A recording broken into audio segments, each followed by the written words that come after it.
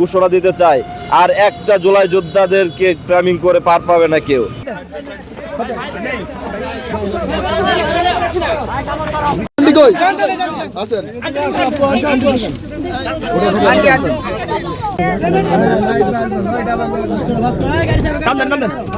$50 কোটি টাকার একটা মিথ্যা অপবাদ দেওয়া হচ্ছে। আজকের এই জামিন এটাই প্রমাণ করে যে তার বিরুদ্ধে যত অভিযোগ ছিল সব মিথ্যা। তো আমরা স্পষ্টভাবে জানাতে চাই যে জুলাই যোদ্ধাদেরকে ফ্রেমিং এর শিকার করে তাদের চরিত্র হরণ করা হচ্ছে এবং একের পর এক জুলাই যোদ্ধাদেরকে টার্গেট করে তাদেরকে বিভিন্ন ভাবে হেনস্থা করা হচ্ছে। ঘোষণা দিতে চাই, আর একটা জুলাই যোদ্ধাদেরকে ফ্রেমিং করে পার পাবে না কেউ।